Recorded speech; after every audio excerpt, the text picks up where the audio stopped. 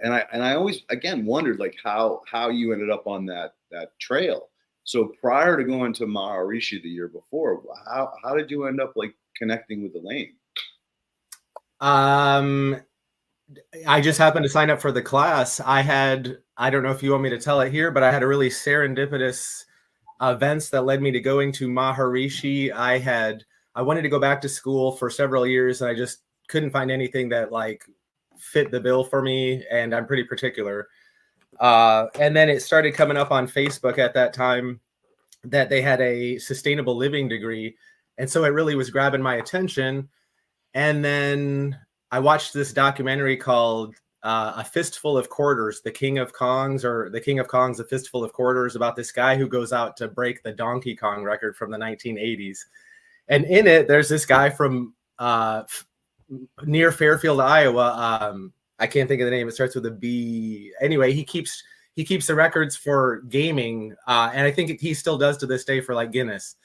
And so there's this dude in this movie who's like talking about meditating in Maharishi, Fairfield, Iowa. And then I'm seeing this thing on Facebook, and then I meet this dude in person. I like happened to help him out to be like a nice guy and had taken some medicine to his house or something like that. And there's a picture on the wall of Maharishi with the Beatles, and I didn't know who Maharishi was. And I'm like, oh, the Beatles. And he's like, yeah, do you know who that is? And so like this guy had just moved from Fairfield to Nashville where I was. And it was this weird tie-in of I met this guy, I watched this movie, and then these ads are coming up, and I'm like, okay, I got to check this place out. So I submitted a whatever you call it for application for school, and got accepted. And then just happened to I wanted to go for organic agriculture, and happened to sign up for Elaine's class, having no idea who she was. And then once I got it, people were like, "Oh man, you got Elaine Ingham's class?" And I'm like, yeah, like who is she? And then had the class, and then found out, who she was, and was impressed, and really, wanted to follow that, obviously. Oh my God, I had the same exact kind of experience. So I had no idea who Elaine was, like no idea. So this guy, Jeff Frank from Long Island, who I met through another friend, was doing organic land care. He was teaching courses in organic land care for landscape contractors. And when he heard, about what I was doing, he's like, "Oh my God, you gotta go show Elaine. You gotta go show Elaine." And I'm like, "All right, who the fuck is this Elaine?" So finally, I'm like, "All right, I'll go down and meet Elaine." So I go down there. I bring her the vial. She looks at it on the microscope, and it's like, "Oh my God, where did you get this stuff?" And I'm like, "Well, it's fish manure." "Well, how do you capture fish manure? You can't go behind the pooper scooper." And I'm like, "Well, I made this filter to catch it, to pull the turbidity out of the water so I could put the water back into the fish." And that's how it all started. Well, it was about a couple months later that she asked me to stay on a Saturday. I don't know. I don't know if you were there or not, because she was teaching a microscope class there. Were you part of that when we set up like 30 microscopes?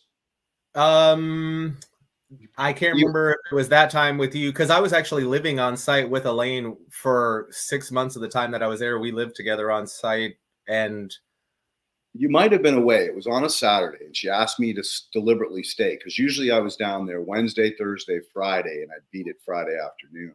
Yeah. But anyway, so she asked me, Leighton, now that you're proficient enough to set up a microscope and assist people in putting slides and the basics, would you stay for this class? And I'm like, "Elaine, of course, whatever you need."